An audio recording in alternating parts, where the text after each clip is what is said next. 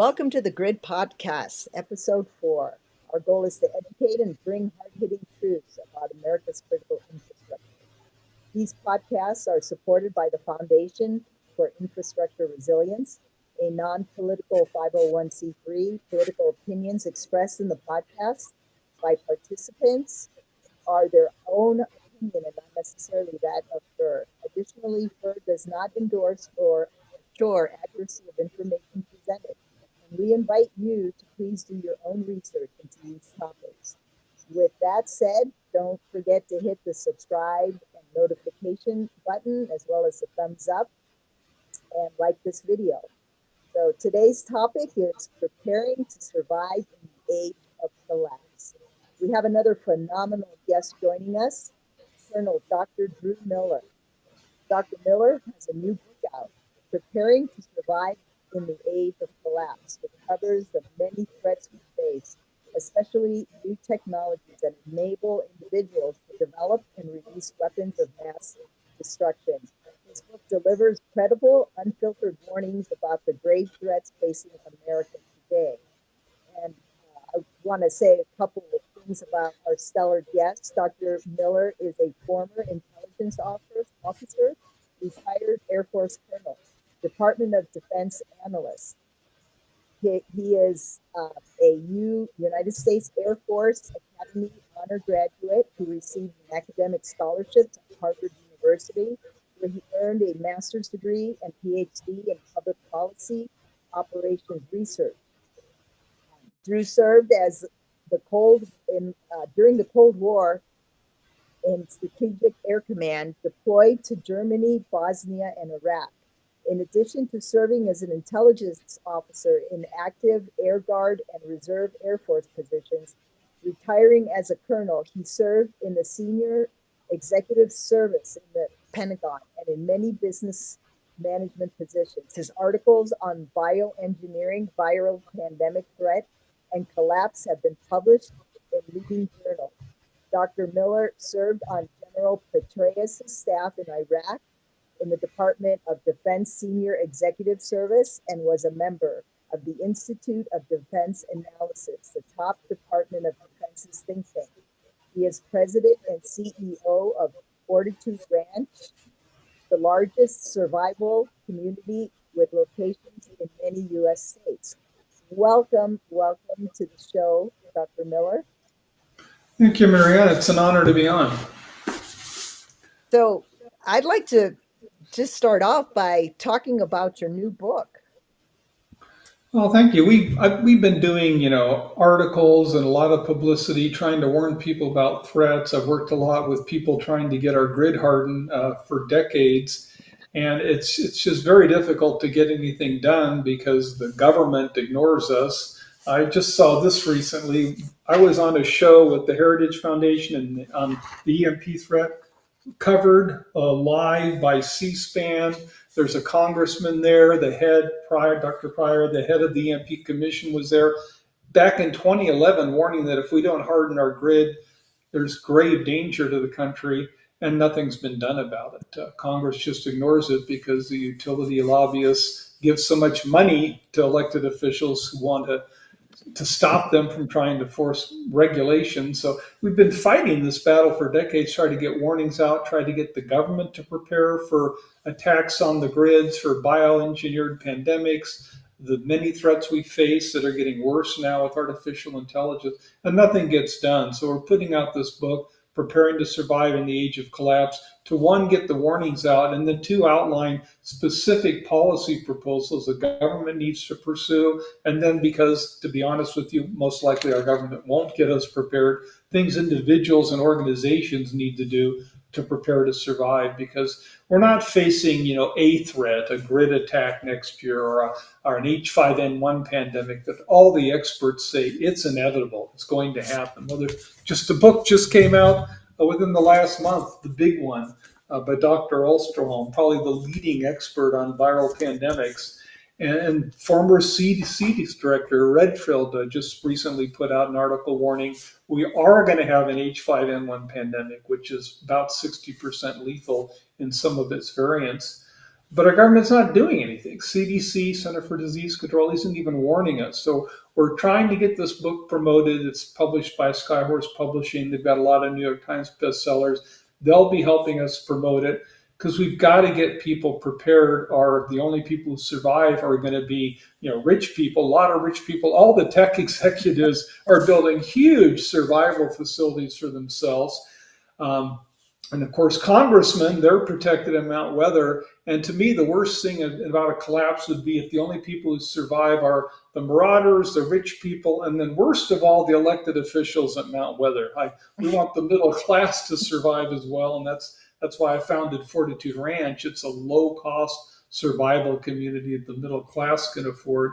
But we want everyone to know about the threats and start getting prepared, doing whatever you can do. So preparing to survive in the age of collapse is coming out. And again, it's an age of collapse. It's not just there's a risk of the grid being taken down by a North Korean two ICBMs fire, and that's all it takes, or a pandemic, or a natural asteroid or Earth supervolcano eruption that blocks out the atmosphere and destroys crops worldwide. There's over 50 threats that could cause a collapse, and artificial intelligence is going to result in the invention of brand new weapons of mass destruction I that agree. could cause a collapse. So we need to evolve into what I call a new era, the age of collapse, and we're going to face repeated collapse disasters, sometimes two or more hitting at once. And we're going to have to make a lot of big changes in how we live, and that's what the book goes into. Yeah. Well, now, why do you think the government has ignored these issues over the last maybe almost 40 years, or maybe even more, but more so recently? It seems that there's expert upon expert giving testimony on the Hill, as well as individuals going and meeting with our congressmen, and still nothing is done. That's absolutely right. The reason is that the United States today is run by career politicians. One of the reforms I recommend is term limits. Because if you got politicians, elected officials, and their goal is to get reelected, they follow the money. They do what the lobbyists want. So they're tools of the defense industry and the utility lobbyists. And their goal is to maximize profit, not to maximize our probability of surviving a collapse. So there's no one out there to advocate for reforms like harden the electric grid, stockpile food like we started to do in the late 50s and early 60s with the Civil Right. Defense Program that got dismantled because there was no money in it for re-election votes.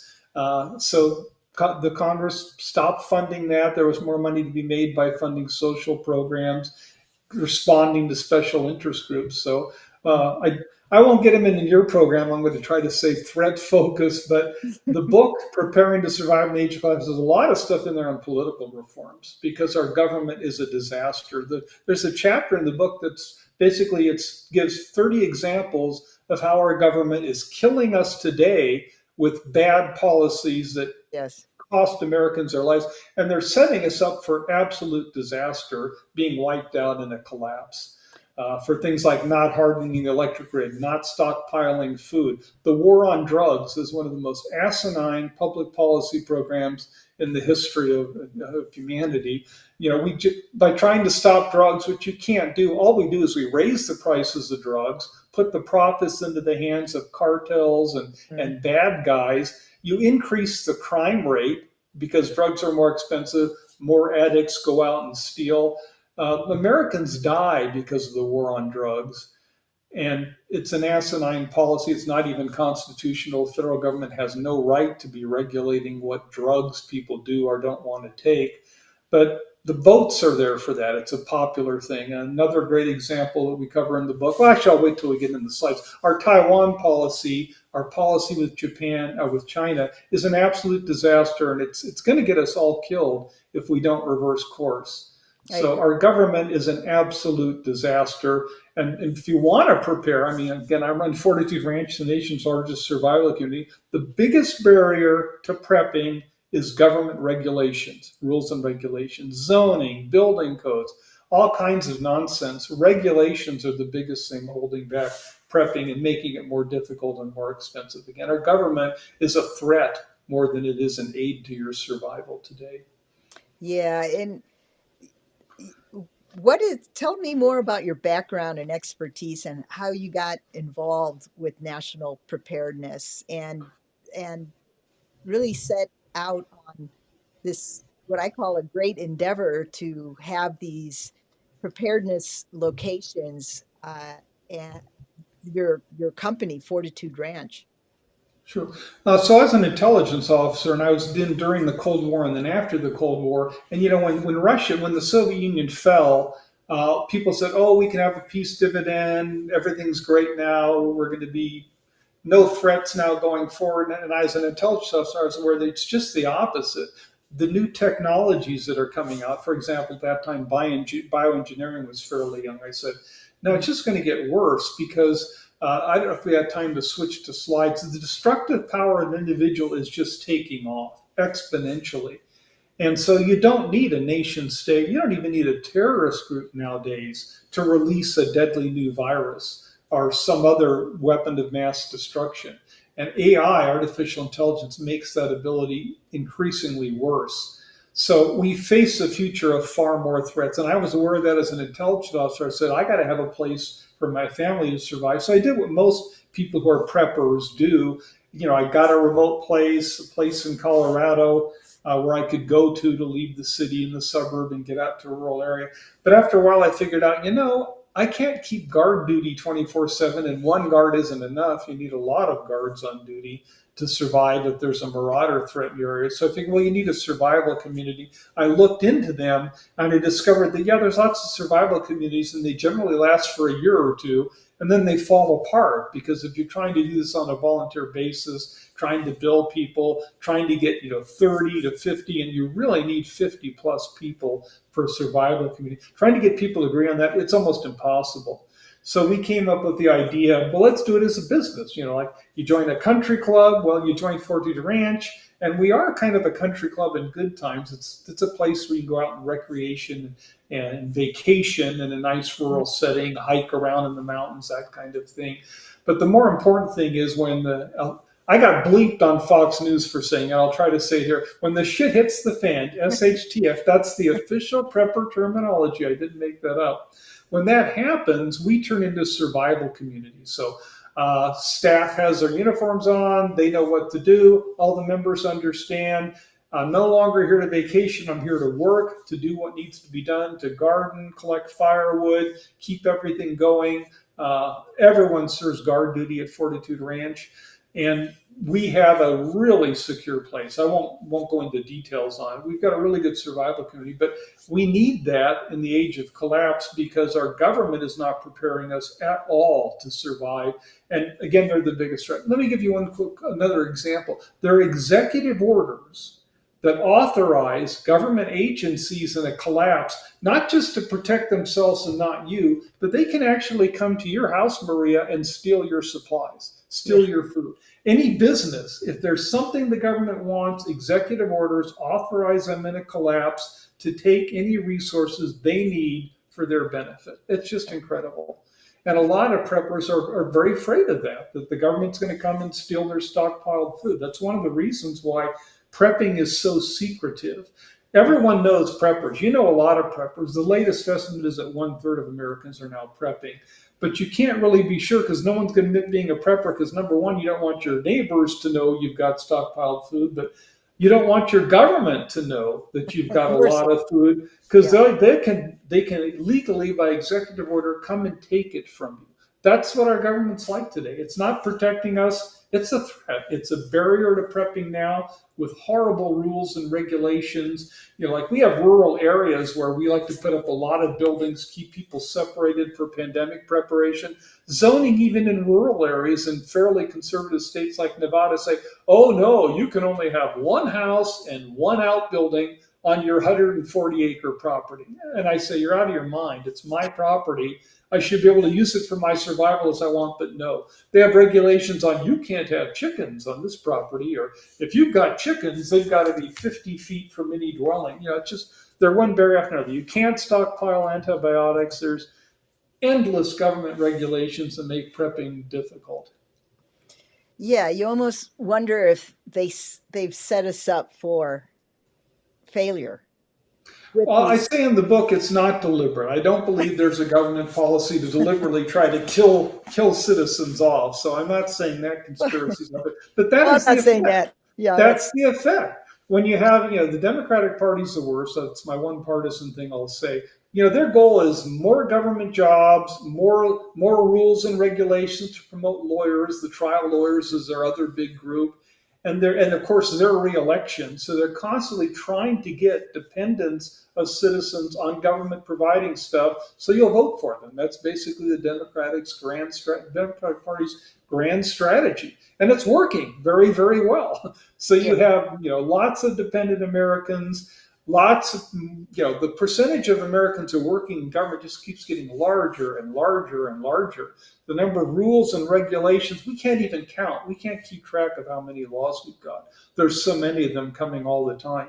And we're set up for collapse. The book actually gets into civilization collapses too. There's a chapter on that, and the U.S. absolutely fits with being in the final stages of civilization collapse, and a big cause of that is growth in government bureaucracy. That's yeah. historically something that is destroyed, and then corrupting the people. Everyone's aware of, in the Roman Empire, bread and circus, the entertainment, and Hmm. providing free food.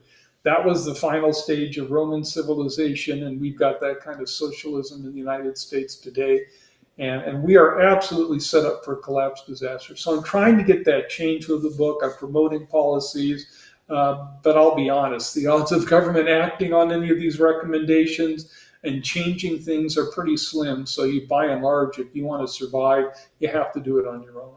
Yeah, and this goes back to what you said earlier, term limits. Yeah. Yeah, because if we don't change the people out, nothing's going to change.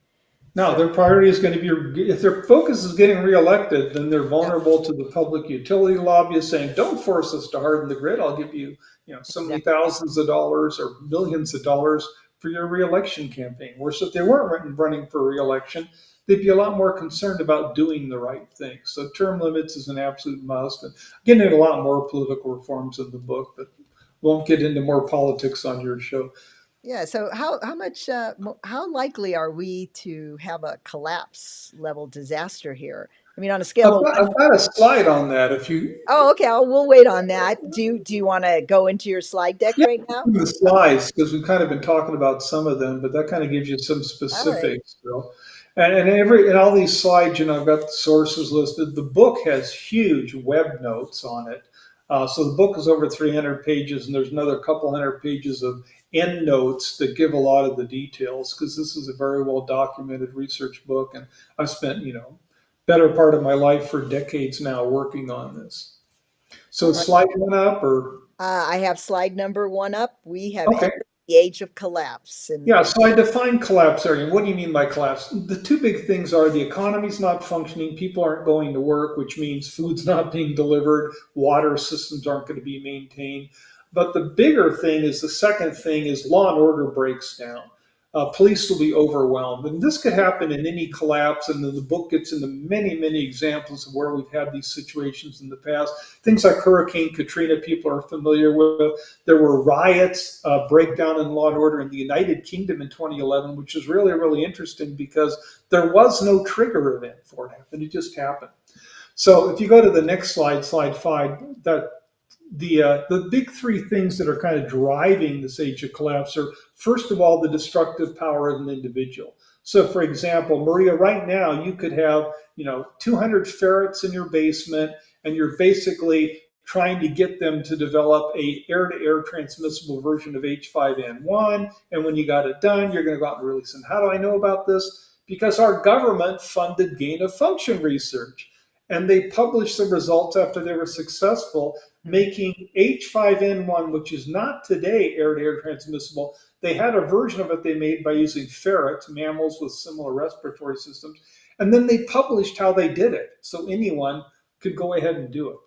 So that's the kind of threats that are out there. So it's nowadays you don't need a Genghis Khan with the Mongol Empire to destroy other countries, to release devastation and kill people. You don't even need a terrorist group. Individuals with new technologies can do it. And again, AI is going to make that all worse. Second factor is that our economy is so interdependent and fragile. that any disruption anywhere and you can't produce very well. And then the third part is that we're no longer pioneers. I mean, you'd be amazed at how many people can't use a hammer, can't grow seeds, can't do gardening. They're dependent on the government. And again, for the Democratic Party, that's their goal. They want people who are dependent on government.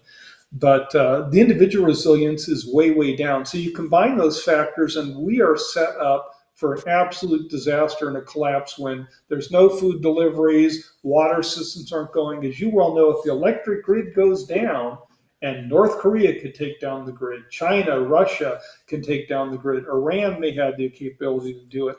But even cyber attacks and with artificial intelligence, smaller groups and countries more than they have the ability to do that. When you lose the electric grid, you've also lost the water systems. No municipal water systems will function, and no one's going to be able to go to work. Nothing functions. If you don't have Right. electricity, I don't know a single plant, I don't know a single industry that can function without electricity. So it really is our Achilles heel. There's other threats, but our electric grid is our biggest vulnerability. So overall, we're extremely vulnerable to collapse.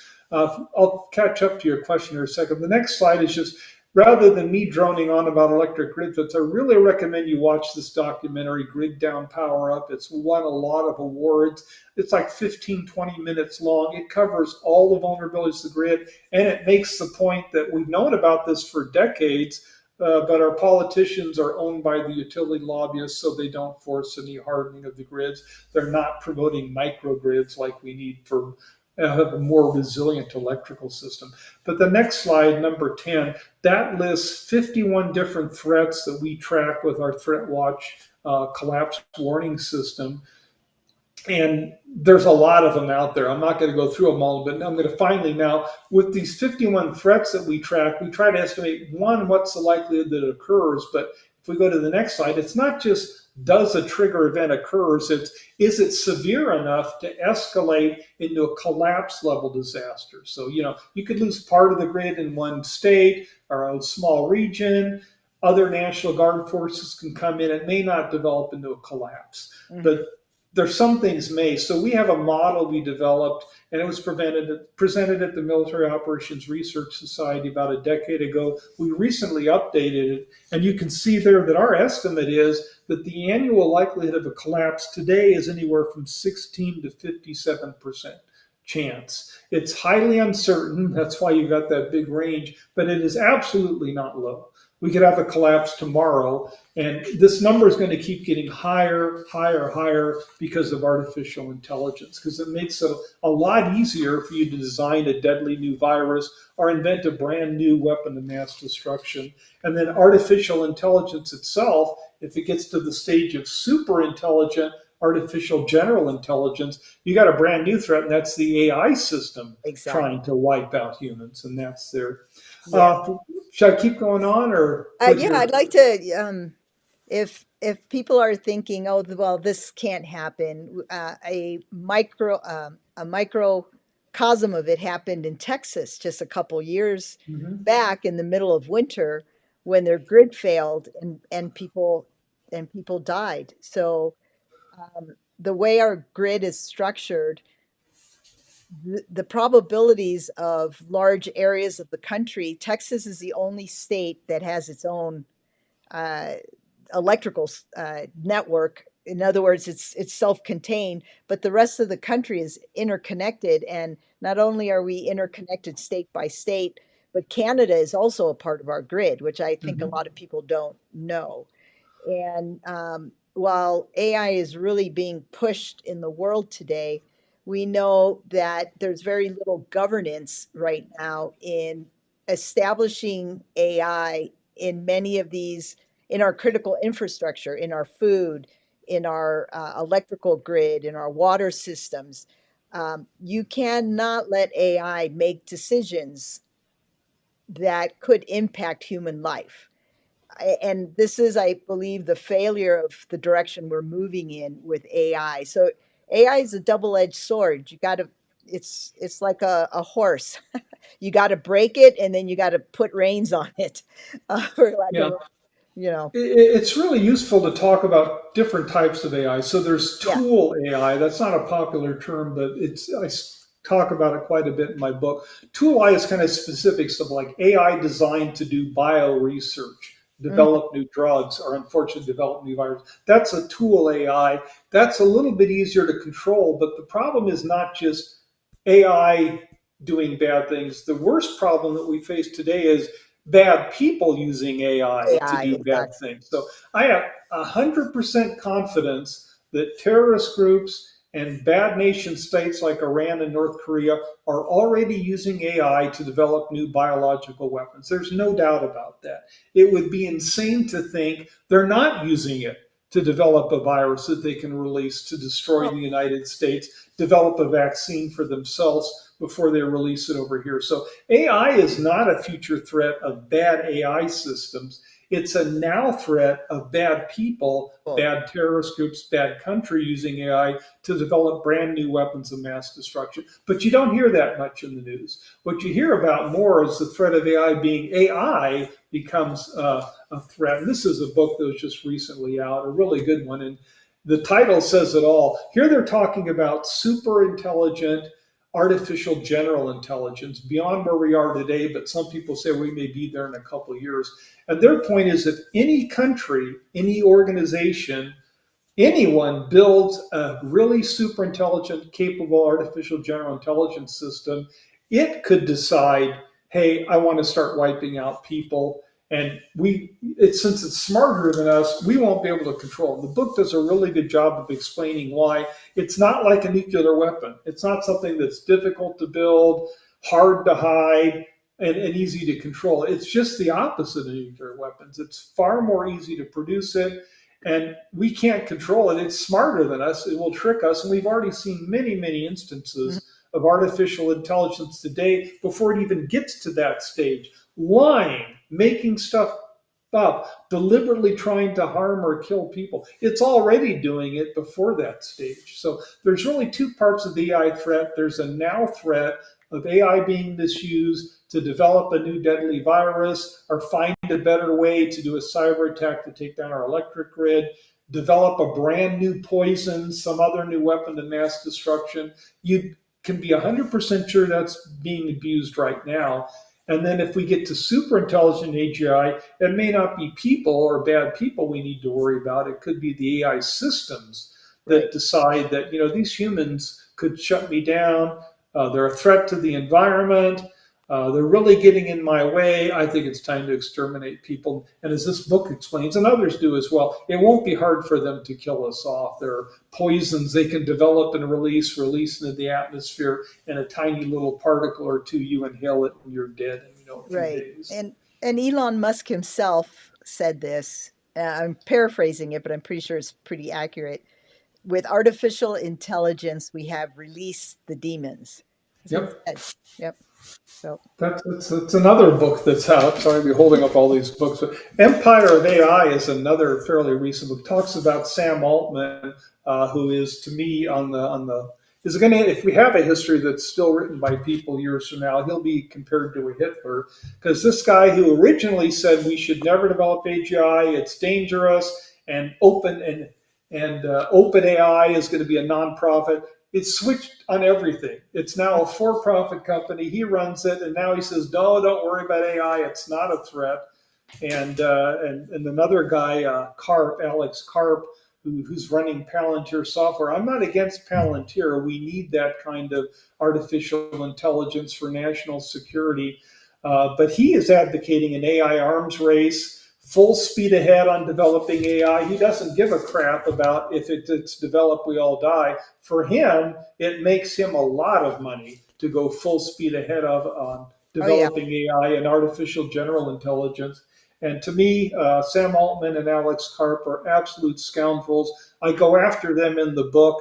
I actually have a yep, call in there urging Peter yep. Thiel to fire Alex Karp because he's a threat not just to Americans, he's a threat to humanity in Humanity. his policies of trying to have unfettered, uncontrolled, full speed ahead as fast as we possibly can development of the technology that's more deadly than anything we've even dreamt of in the past. Yeah, and if you go to Palantir's stock price, what it was in January of 20 this year, it it's I invite you to go do this research. Go see how much their stock price has not even quadrupled. It's through the roof, and Yep. they've gotten billions of dollars, taxpayers' money, on from the current administration to promote uh, their technology, which um, that money can easily, I believe, better be used to harden our critical infrastructure. But Yeah. that's my Uh, humble opinion. no, you're absolutely right. I have two chapters in the book. One chapter talks about the threat of AI. The second to the last chapter of the book basically says, and I hate to say it, but I have to say it. I have to couch it a little bit carefully for lawsuits, but civil disobedience is, to me, justified and maybe the only way for us to stop AI, because our government isn't going to do it for us. So, we have a natural right of self-defense. And AGI is a threat to our lives, a grave threat to our lives. Our It, government is a grave threat to our lives. And at some point, citizens, if they want to survive, are going to have to start doing civil disobedience, or worse, or we ain't going to make it. yeah. Also, our tax dollars being used for something that, again, in my humble opinion, isn't a priority as compared to uh, upgrading and hardening and really rolling out new kinds of energy solutions that's not green, because green obviously is not the answer. We can talk about that on a whole different day. But all I have to do is use Texas a few years back and what happened there as an example that green technology is not going to cut it. So, but our tax dollars are being used in a way that's not prudent to the safety and well-being of the American people, just in general. Correct. So there's all kinds of federal government subsidies going in to develop these huge new AI data centers, which are putting more demand on the electric system. We do not need AI. There's absolutely good uses of AI that could save lives, but we are not better off by what we're, in no way are we better off with this massive AI arms race, trying to get millions of people fired quicker. We don't need that, and certainly we don't want to be building AGI and tool AI that can kill us off, develop weapons of mass destruction. But there's hundreds of billions of dollars invested in that, and huge amount of donations going to elected officials from the promoters of AI, and that's what they respond to. As I said, our government is an absolute disaster and is a cause of the collapse threats we face, because their priority is just getting money for their reelection and their power. It's not protecting people from threats we can't handle on our own. And I go into great lengths on this in the book. Yeah. Um, it's uh, it's interesting. I have someone that says Texas has high levels of green energy now, and it is working very well. Well, what happened a few years ago when the solar panels failed, the wind turbines froze, and consequently, power was lost, and lives were lost in the green energy has a lot of downfalls, more pitfalls than it does um, in than positive. And I think Germany could be an example of that in the sense that they actually really did go green with a lot of solar. But the problem is Germany is, if anyone's ever visited Germany, most of the year is cloudy. It's like the UK. And so you run into issues with weather and with wind turbines. Maybe it's not going to be windy that day or for a week or more. So it's not constant, persistent energy. I'm just answering that question. I don't know if you want to chime in on that. Well, we use solar energy certainly at Fortitude Yeah. Range, but we also have propane generators and diesel generators and wood stoves. We like the reliability of Hmm. wood stoves for our major energy source. But we absolutely use solar power. It's a good thing to have. But we need microgrids as well as grid hardening. We need more Yeah. nuclear power. And the government's been a barrier to nuclear power for decades. Now that the AI people are throwing money at it, now it's a whole new ballgame. Three Mile Right. Island is going to open back up because the ad companies make huge donations, so they now own government officials because they've got the money to buy them to do whatever they want. But Right. we should have been doing more electric power long, long, long ago. But politics stopped that. Hmm. Senator Reid in Nevada blocked the storage site, for the nuclear rod waste. Again, our government has set us up for so many disasters with horrible policy decisions, prioritizing their power, their reelection votes, not our survival. I actually use a term I invent in the book. I've used it before, but it's coming out in this book called the perverted triangle. In political science, we have the official term the iron triangle, and Hmm. that's the power of business lobbyists, the congressional committee that regulates our industry, and then the politicians on that committee. That's the iron triangle. And they collude and work for their benefit, not the public benefit. Well, the perverted triangle is worse. And a lot of them are the same people. It's still the career politicians, it's still the government officials, but the third part is lawyers. Trying to get more regulations and laws that benefit themselves. That's the bigger threat we face. It's career politicians, government officials trying to maximize their power and jobs, and then lawyers. And that's what's ruined our country. And so we need political reforms like term limits. And then we need to have constitutional amendments that get our Constitution back. The Ninth and the 10th Amendments to the Constitution are effectively repealed. Not legally, they're still there because they have not been repealed, but the Supreme Court no longer enforces the Ninth Amendment, which gives you your natural rights like the right to defend myself, the right to use my private property like I want to use it, not like some government bureaucrat tells me I should be using it. And then the 10th Amendment, which says the federal government absolutely cannot do anything unless it is written in the Constitution that they may do it. Healthcare, 100% illegal, Yeah. unconstitutional. Social Security, which led to this case, a 1937 court decision. I'm going to hold up another book.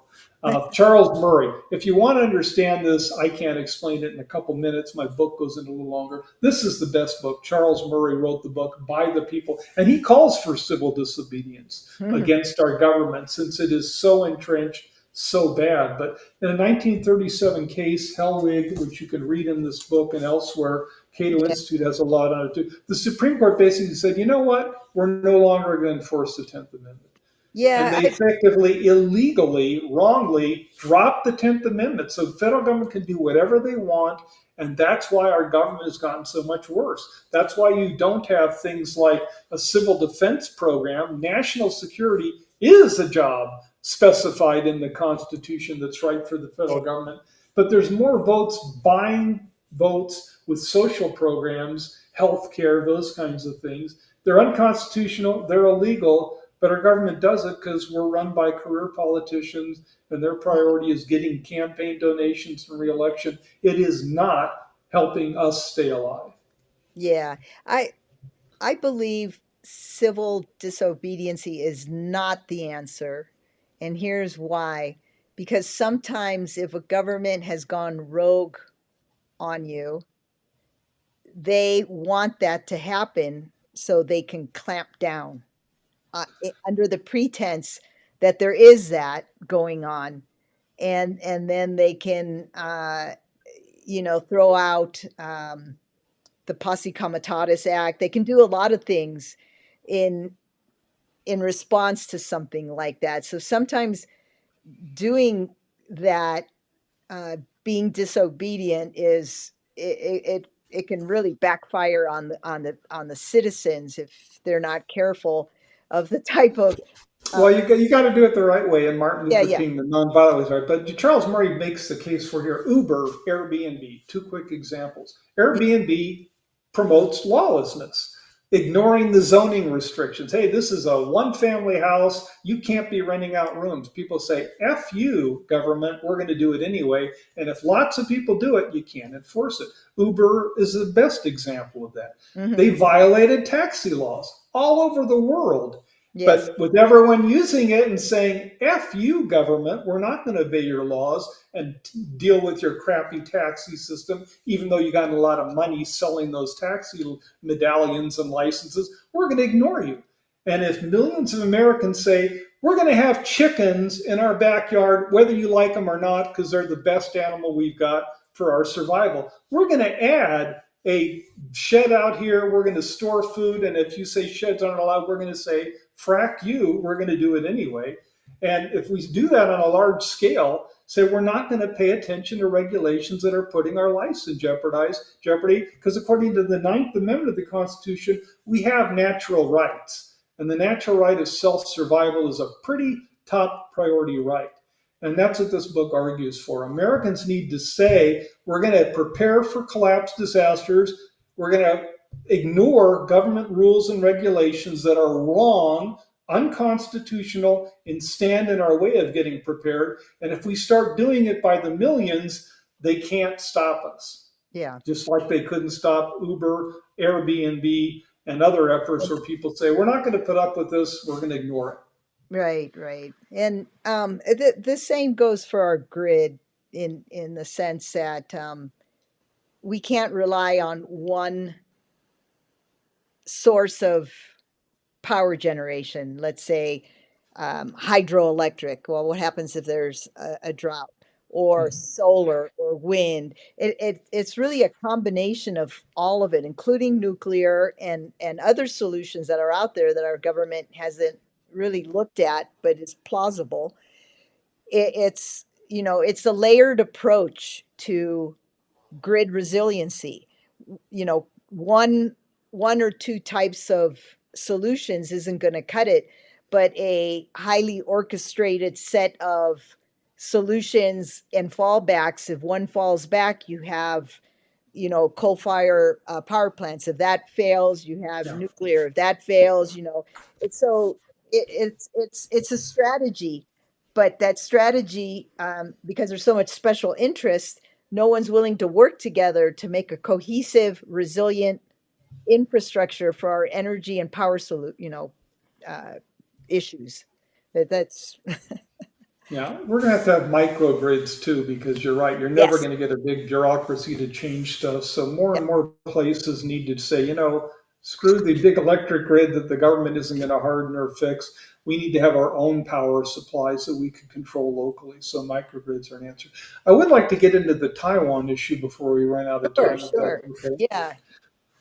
Is that the next slide? Um, I think there's a couple in between, but I'll just skip. At 28, I just point out that the government does believe in collapse preparedness for themselves. They keep investing in Mount Weather and hundreds of sites all around the U.S. will keep top government officials alive, but they're not doing a thing for you or me. But one of the biggest policy changes I talk about in this book that we have to have for survival is we need to stop doing our Taiwan policy. And the book explains in great detail, starting with George Marshall in 1940s. George Marshall, probably arguably the greatest American of the last century, when he was head of the Army in World War II, then Secretary of Defense, Secretary of State. He said that we should not get involved in Taiwan's war. He said that's really bad policy for us. It's their civil war. It's their business. We should stay out of it.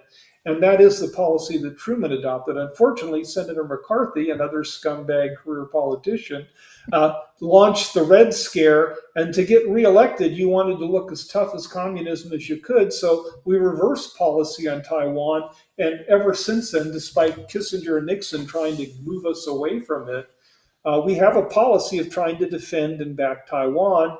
Taiwan, the People's Republic of China says that's absolutely wrong. It's none of your business. It's our civil war. Stay out of it or else. And we've ignored that for decades. And as a result, we're setting ourselves up for disaster. We go to which slide are you on now? Uh, 45? I'm actually on U.S. continuity of government plans prioritize protecting top elected and government officials. Okay, if you can go to the next one. We ran a scenario on a war, what a war with Taiwan would be like on the Collapse Survivor app. It's a survival app that has a lot of survival features on it, but also runs training exercise so you can experience what it'd be like when the grid goes down. We've done grid down scenarios. This was a scenario where the grid also went down, but it went down because of a Chinese nuclear attack provoked by our interference over Taiwan. China basically can play nuclear chicken with us anytime they want, where they say, you either stop interfering in the war with Taiwan or we're going to get in a nuclear war with you. And it doesn't matter that we've got a lot better and more strategic nuclear weapons than China. The US president, I don't care who he or she is not going to risk destruction of US cities to save Taiwan. The only question is how much damage do we suffer before the US president backs down? And we don't want to get in war with China. If you go to the next slide, China is very well prepared for collapse disasters. They have huge food stockpiles. Our irresponsible, self-serving government has nothing. China has most of the world's grain reserves. U.S. has next to nothing. If you go to the next slide, people talk about how powerful our U.S. economy is, and it's a powerful economy for making money in good times. You Mm-hmm. need to differentiate between gross domestic product, that measure of our wealth, and what I call domestic survival capability.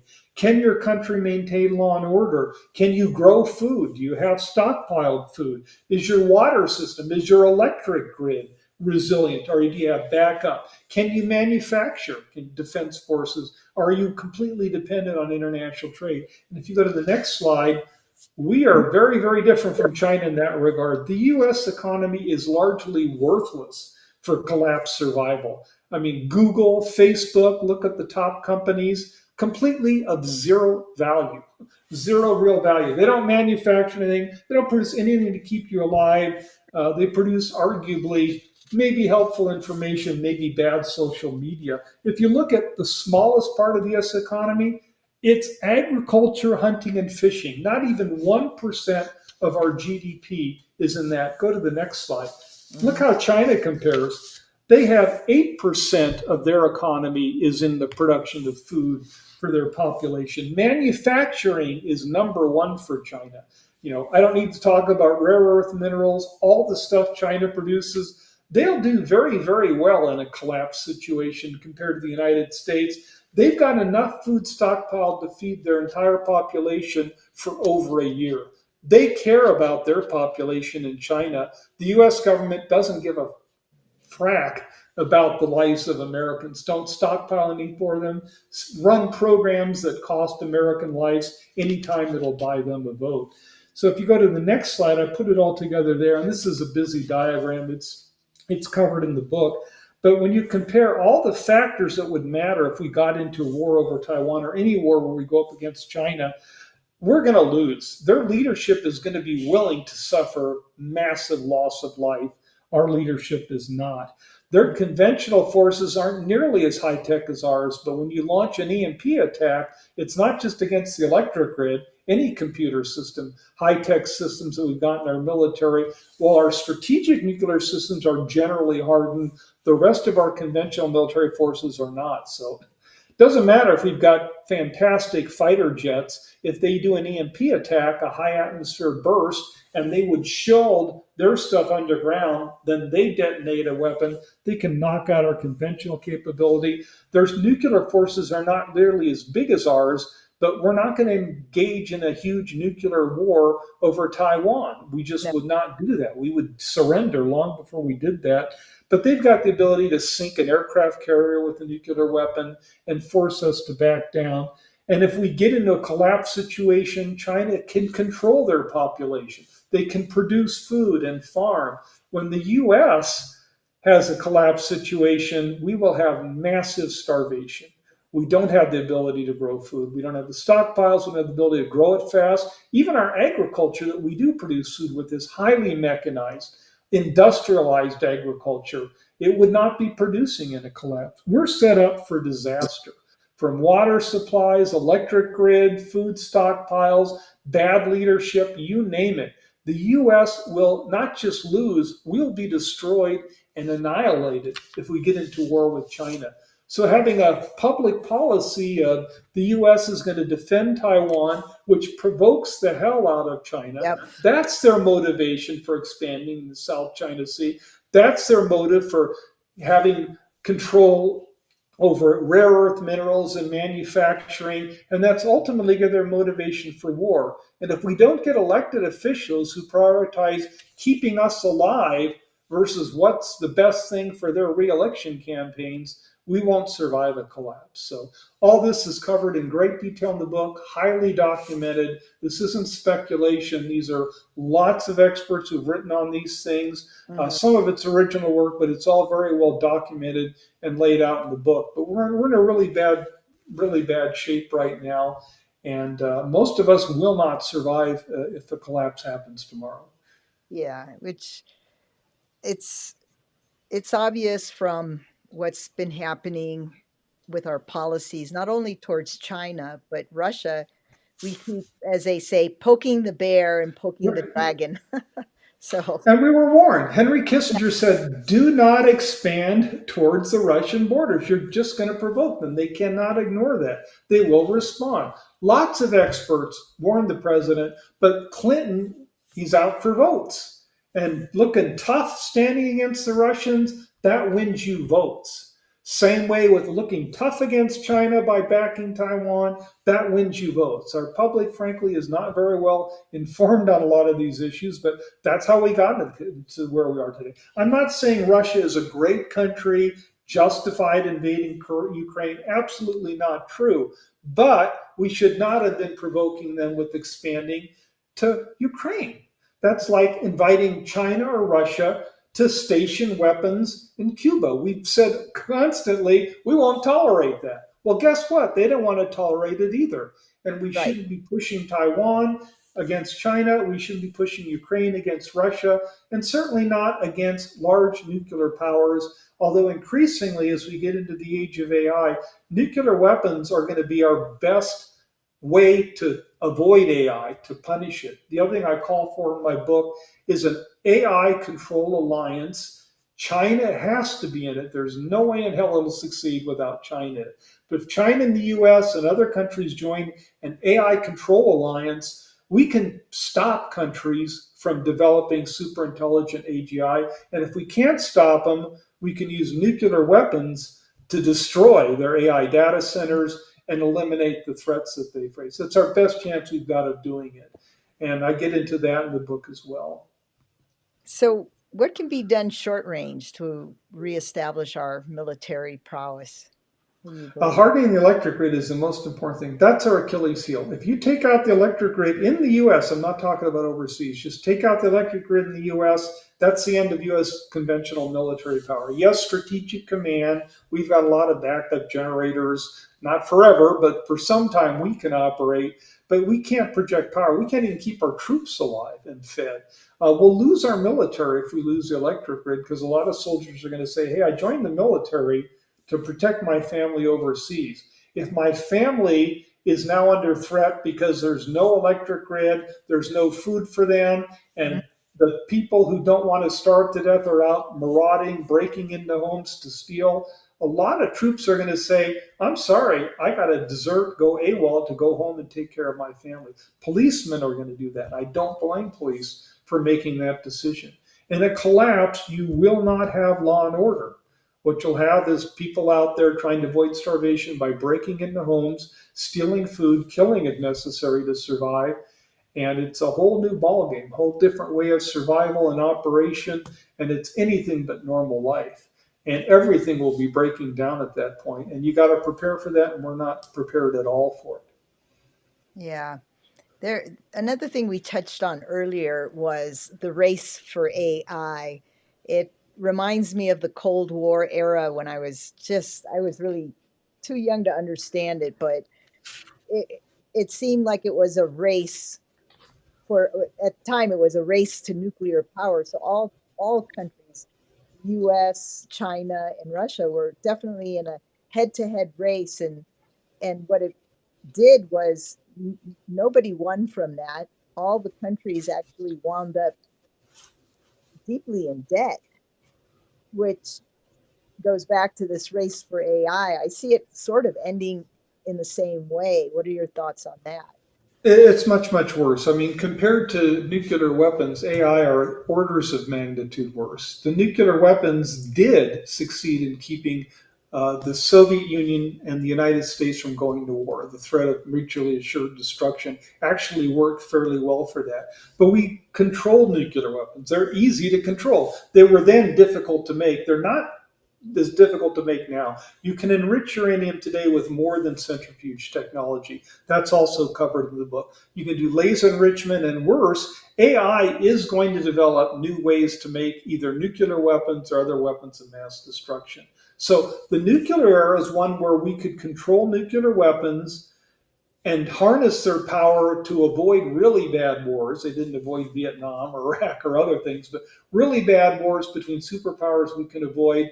Nuclear weapons are very, very good at things like a preemptive strike, a prompt global strike. If someone's about to release a deadly virus in Iran, let's say, they're Mm-hmm. about to release a deadly virus, and the only way I can stop them is to obliterate and incinerate them within the next hour or two before they do it. The only way you can do that is a nuclear weapon. Conventional strikes aren't going to do it. So nuclear weapons from that perspective are relatively good. AI is just the opposite. You cannot control AI. Even the tool AI, as I said, if it's designed just for bioengineering research, there's no way that it will design its own deadly virus and cause us trouble. And I agree with that. It's still a threat because bad people can use that tool AI and bioengineering to develop a better way to make Ebola or H5N1 or smallpox more deadly and then release it. So Yep. AI is a huge threat. And then when you get, again, just hold up the book. If you get into super intelligent AGI, if anyone builds it and it gets established and going, it has the ability to wipe us all out by Yeah. producing a poison or other means we won't even think of. Yep. So to me, AI is much, much worse. And fortunately, one of the ways to stop AI is the threat of nuclear weapons use. If it gets to that point where we've got AI threats, we've got to preempt and strike with a lot of power real fast. That's a nuclear weapon to do that. And if we want to stop countries like, North Korea that even China may not be able to control, or Iran that no one can control, if we can get the US and China and the other key good nations in an alliance to control AI, then we can threaten, if you're developing AI dangerously and you refuse to stop, we will stop you. And if necessary, that means a nuclear strike. Yeah. Yeah. In your book, you also include proposals and drawbacks in conventional forces and shifting the Department of Defense, which we just know it got renamed to the Department of War. No, not really. I mean, they call it that. It's still the Department of The Department Defense of, yeah. officially. But They're just using the other name. yeah, what should we eliminate the Department of Homeland Security? What are your, I do call for that in the book, and the reason I do is not just the dysfunction of FEMA, and you're all familiar with the examples of it performing badly. The reason we need to eliminate the Department of Homeland Security is that the Department of Defense needs to make Homeland Defense its number one priority, and it does not do that today, and will not do that as long as the Department of Homeland Security is there, because that's their mission, their number one. And all the DoD does, Department of Defense does, is support them. Northern Command, backs them up. But they're number two, which means we don't really care about it in the military. They don't. They really don't put effort and resources into that. I can give you some examples from working at the largest DoD think tank, the Institute for Defense Analyses. I used to do some chem bio research work for them, and I'd constantly come up with proposals. Hey, shouldn't we be looking at this chemical biodefense measure for citizens? And the answer was always no. We don't care about citizens. All we care about is protecting soldiers because we're the Department of Defense. And as long as the Department of Defense is underneath the Department of Homeland Security for Homeland Defense, they're not going to prioritize it. Our resources will go into fighting foreign armies overseas. We don't need to be doing that in the age of collapse, especially if we rely more on nuclear weapons, as I call for in the book. We should slash conventional forces overseas, slash spending on conventional high-tech weapons, with especially with AI and drones, aren't really the way to go. We need to be focused on homeland security, and the Department of Defense is not going to do that unless they are in charge of Homeland Defense, and there is no Department of Homeland Security. So for that reason, I do call for eliminating the Department of Homeland Security, making that the responsibility and the number one priority of the Department of Defense. In the age of collapse, we don't need to be worried about fighting China or Russia overseas. We need to be worried about how do we reconstitute and protect people and get food distributed and grown when there's a disaster that takes down the electric grid, or an H5N1 pandemic that is going to happen, whether from natural or bioengineered deliberate causes. It's going to happen. And when that happens and tens of millions are dead, we need the Department of Defense putting its resources into collapse recovery operations. Yeah. And there's a lot of specific examples laid out in the book. We need to establish a civil ground patrol modeled on the civil air patrol, which I'm in, to have a lot more volunteer help for doing a lot of these recovery operations. So there's a lot of things we could be doing, but the Department of Defense is never going to put serious resources, attention into Homeland Defense until it's their mission, not another agency. Yeah, and a lot of people don't know, but DHS was formed after 9/11. That agency did not exist. So Correct. um, just a note, and part of that was the responsibility of the Department of Defense, and then it got shifted in probably a more bureaucratic way over to DHS. And so there's a lot of history behind all the reshuffling of responsibilities into a bureaucratic agency, DHS, which I don't think Well, fitted the United States at all.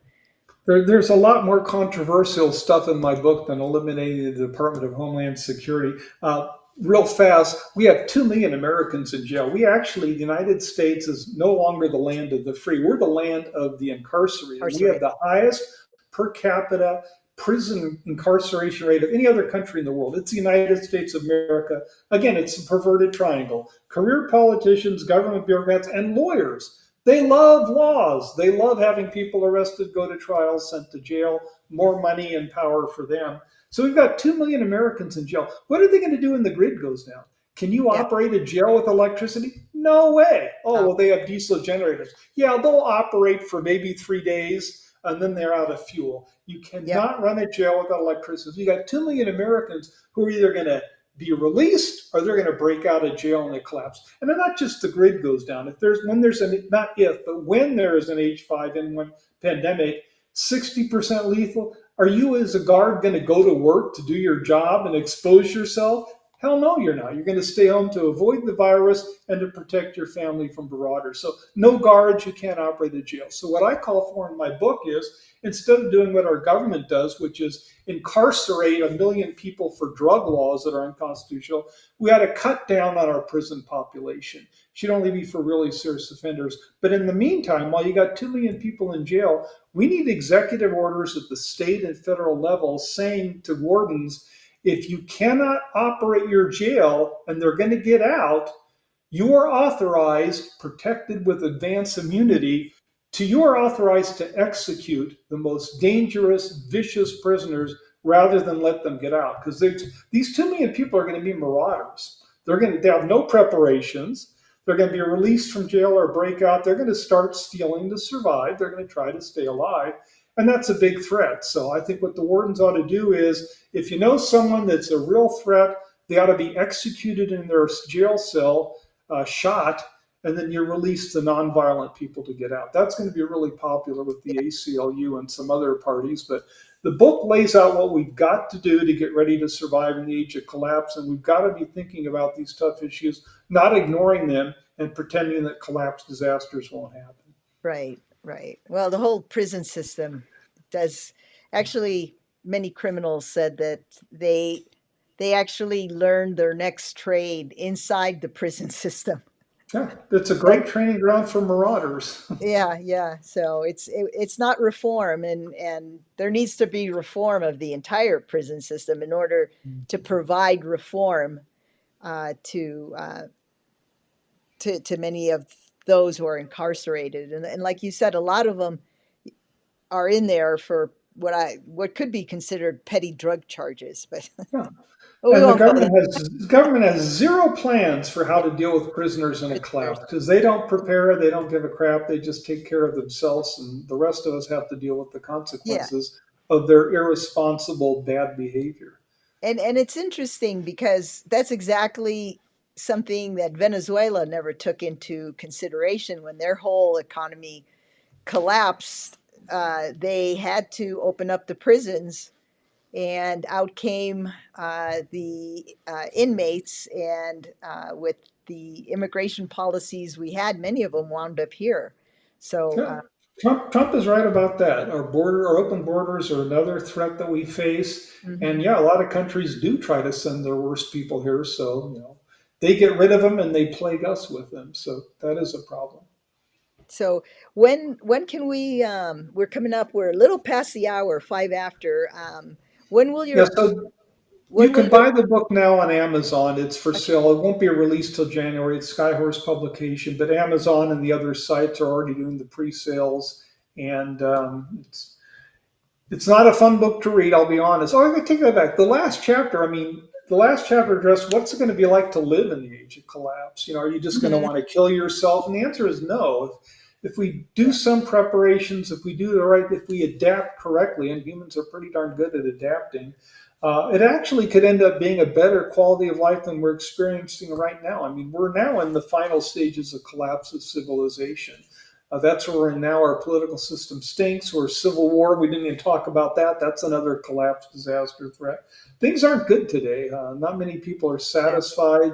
They're not very happy in their lives. In a age of collapse, you're going to be living in rural areas. You're not going to be living in a New York City. So it's no, going to be more rural, yeah, quiet style. You're going to be doing sustainable agriculture, local farming. In many ways, it could actually be a better way quality of life.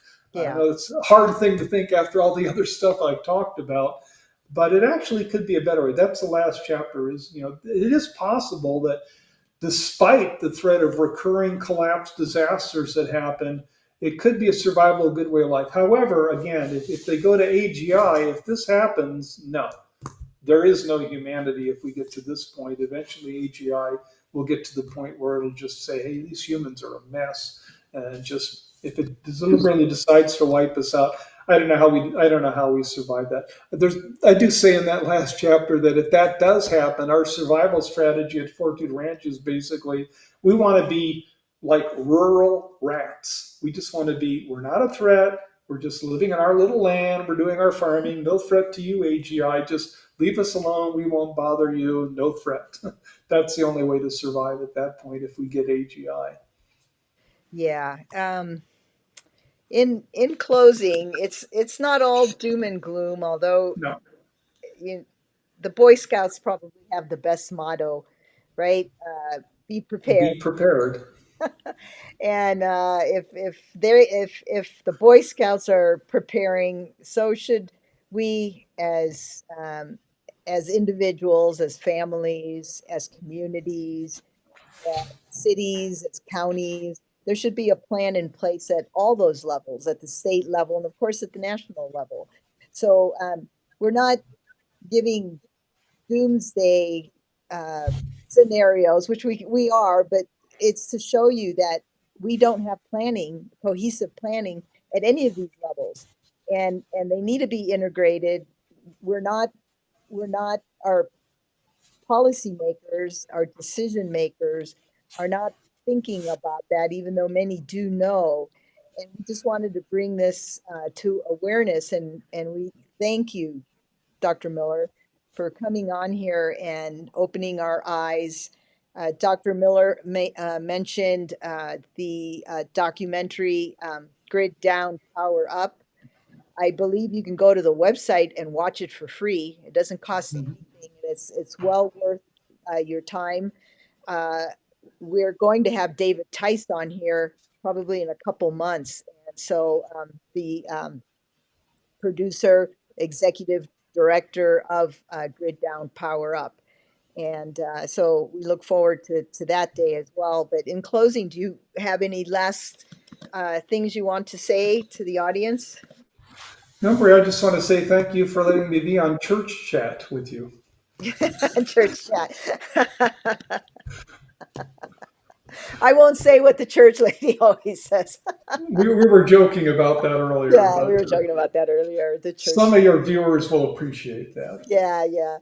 So we thank you again, and please join us next Wednesday, October 22nd at 4 p.m. Eastern, 3 p.m. Central, 2 Mountain, and 1 Pacific. Our guests will be a well esteemed, a very esteemed engineer, Joe Weiss. He's the world's foremost leading expert on control system cyber. You don't want to miss this podcast. And the topic is control system cyber, what you need to know. So please, everyone, this podcast is brought to you by the Foundation for Infrastructure Resiliency, and you can go to their website, fir.foundation. They have resources, many resources there on also what you can do at the community level and reaching out to your elected officials.